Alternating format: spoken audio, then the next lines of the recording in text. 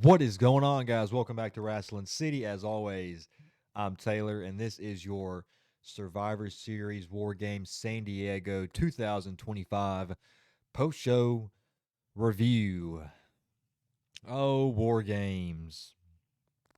I'm going to start off by saying this. I think moving forward, they need to put the War Games concept on the shelf.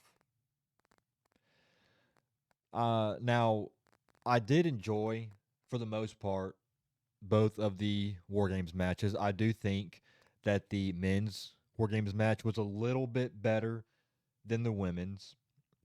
I mean, both of them were fine matches, but if I were going to pick one, I'd pick the men's over the women. And it's not like the men just went out there and blew the woman out of the water. I mean, it was fairly close in my opinion, but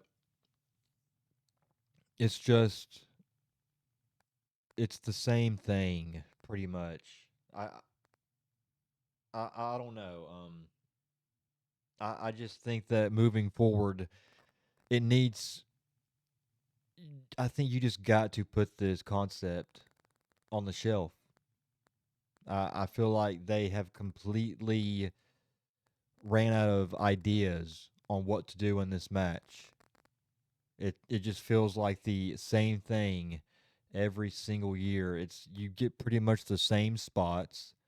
You get the same weapons thrown involved. And my thing with the weapons, yes, they didn't bring as many weapons into the match this year than they have in previous years. I like that they really use the cage as a weapon a lot more. I feel like this year than they have in previous years. I noticed that throughout the both of the War Games matches. Now you did have a few people. I know Kyrie Sane during the women's War Games came out there with a chain. Rhea Ripley came out there with a bag of kendo sticks, like in a trash bag. She did that because her gear tonight was Art the Clown inspired from Terrifier, which I thought looked pretty cool. I think she came out with a steel chair as well. Becky Lynch came out with a kendo stick, and then Io Sky came out with a trash can lid. Oh, Rhea Ripley came out with a trash can. And then during the men's, you didn't get any of that. You did have Jimmy Uso um, and Logan Paul. I think Logan Paul was the one that went under the ring and grabbed some steel chairs, and Jimmy Uso brought in a table. That's all you got in that match. Um, but yeah, I just feel like I guess I'm just kind of getting tired of the concept. I wish they would have gone back to the traditional 5-on-5 or brand versus brand this year. That wasn't the case, but I'm hoping that moving forward we can just put this war games concept at on the shelf. I'm just kind of getting bored of it, and you know that that's the reason why we got four matches tonight because you had two war games matches. I think the women's war games match, if I'm not mistaken, was longer than the men's. I don't have the exact times in front of me, but the women's war games match almost took up that entire first hour of the show. So, but I mean, I'll get into these results, I guess. So we did start off with the women's war games match. Like I said, it was a fine match. We did get the same EO spot that we usually get when she's always in these war games matches. She did do the jump off the top with the trash can. Um, I get it; it's a cool spot, but we've seen it countless times. I think she's done that spot every time she's been inside the war games structure. So I really didn't react to it as much. So, I would like something new for once. The baby faces did pick up the win. It was AJ Lee who got the win for her team. She made Becky Lynch tap out to the Black Widow. And the one thing about that trash can spot is it's it's really awkward because it takes her so long to set it up. She's just standing up there. She has to put the trash can over her head, and then she has to stand there to make sure that she's in the right spot. And then all the other women are just standing there waiting for her. And it just looks funny because you would think if you see somebody coming at you from that high up with a trash can over them, your instinct would be to move out of the way. Becky Lynch didn't get hit of it because she decided to stand back. She's like, I'm not going to stand here and just let this lady fall on me from that high up with a trash can around her. No. I mean, it didn't help her because then she was the only one left at that point, and then Rhea and company ganged up on her, and then that allowed AJ Lee to lock in the Black Widow for the submission win. So, I mean, I got that prediction right. I guess. I guess that's a good thing about this match. But and I'm glad that they didn't make the same mistake that they did last year. Nia Jax did come into this match fairly late. Uh, I thought she did a little bit better in this match than she did last year. They made the smart choice of not letting her use a steel chair. She didn't use a steel chair in this match. There was a point though, she used the chain, and she just, kind of just tapped away. I can't remember who she was hitting, but it's like she was just, slowly patting them on the head, like, "Good job, good job."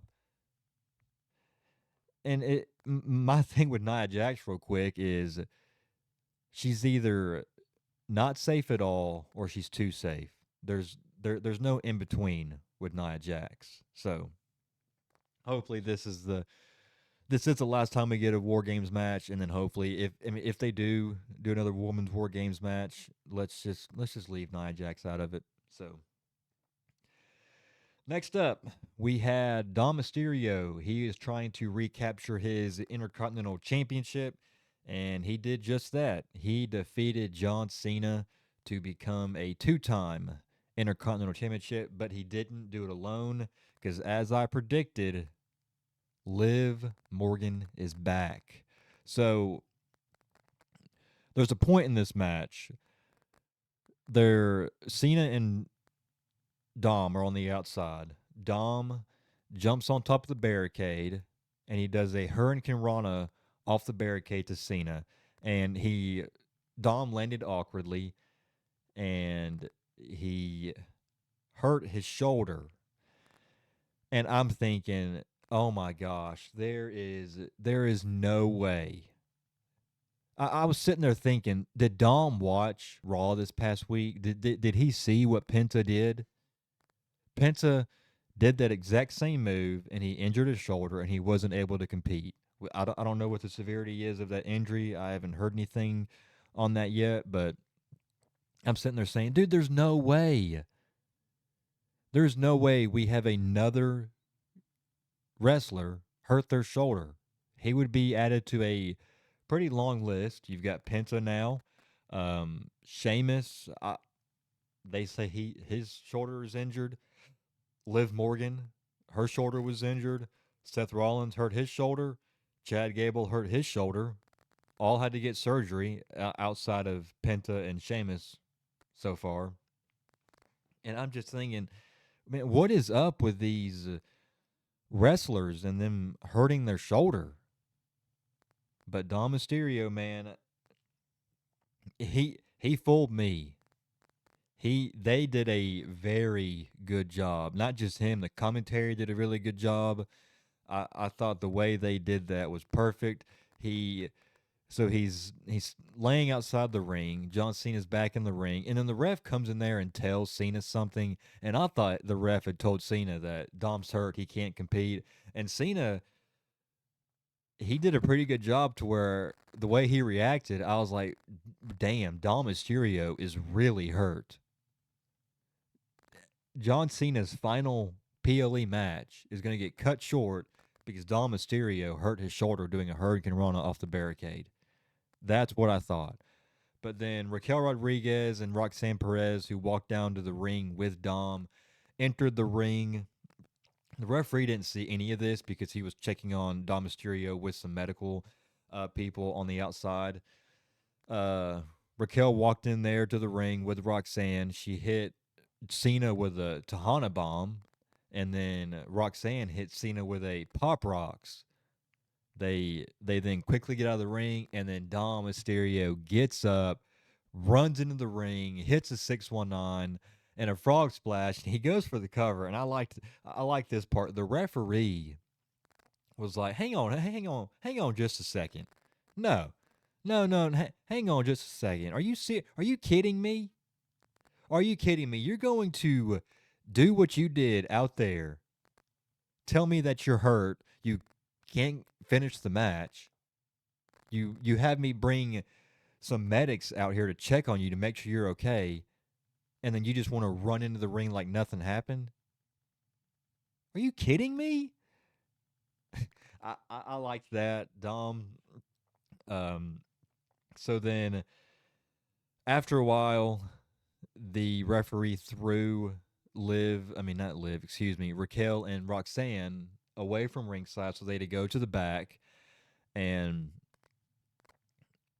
then there was a point where Cena and Dom were both in the ring. They were kind of just, the ref wasn't in the match at this point because the ref got knocked down by a shoulder bump from Cena. Cena was trying to go for his shoulder tackles and then do the "you can't see me," but he accidentally knocked the ref down. So they're both standing there in the ring. And then Liv Morgan's music hit. She is back. I did see reports earlier in the day that she was going to return, and I called it in my predictions video that I think that she was going to come back this weekend and help him, and that's exactly what he did, or she did.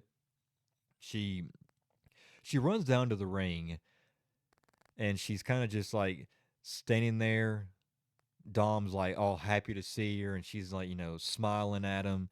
And then she slaps Dom in the face and then turns around, jumps into Cena's arms, hugs Cena, and they do that same camera angle where flash throwback to Elimination Chamber this year where Cena did that hug to Rhodes.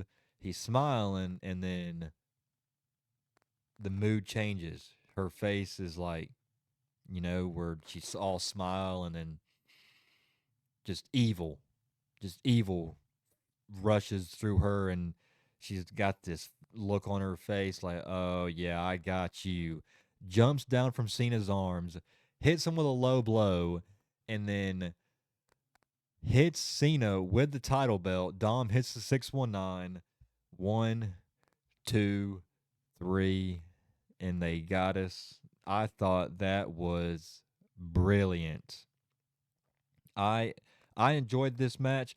Now, I did see a lot of people complaining online that it was a little overbooked. And yes, I will agree that it was overbooked because you also had the Judgment Day, the rest of the Judgment Day, Finn Balor and JD McDonough show up. They didn't really do much. Cena hit both of them with a attitude adjustment at the same time. He's given us a glimpse of some of that Super Cena. Um, but I feel like that was the only way you could give the title off Cena, because Cena should not be walking into his final match with the Intercontinental Championship. I've said this over and over again. Cena didn't need to walk into his final match with the Intercontinental Championship. So this now pretty much, well, it all but confirms that Cena will be going against Gunther for his last match. So I thought the way they did that whole thing, I thought it was really good, and they made the right call. I thought with how they played it. So Dom didn't retain. He won back his Intercontinental Championship. Next up, you had Stephanie Vaquer versus Nikki Bella. I'm gonna be honest with you. I really didn't watch this match. I was watching some of the Iron Bowl and stuff like that, Auburn versus Alabama. So I wasn't paying attention at all, really. Stephanie Vaquer retained. She hit the spiral tap for the win. So that's that. I mean, are we surprised?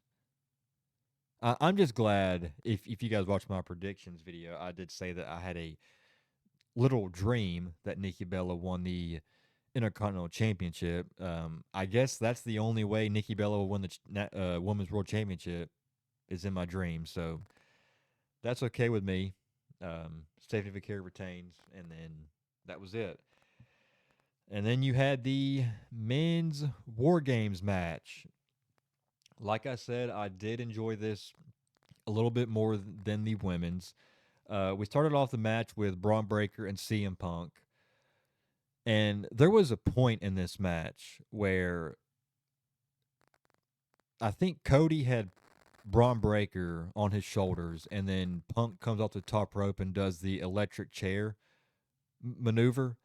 And when I tell you Braun Breaker, he landed directly on the back of his head, like on his neck. And I I don't know how the hell that guy got up and finished this match and did what he did for the rest of this match. I swear to God, dude, this guy is not human. Somebody needs to check on him because this guy is not a real human being. He got dropped on his neck and just nothing, acted like nothing happened. That dude is just an absolute freak of nature. Oh my gosh. I couldn't, I legit let out a holy shit. Somebody go check on that guy. He was fine. I'm sure, I'm sure he'll feel that, in the morning. But so then we get to the end of the match, and this is the part of the match that I did not like.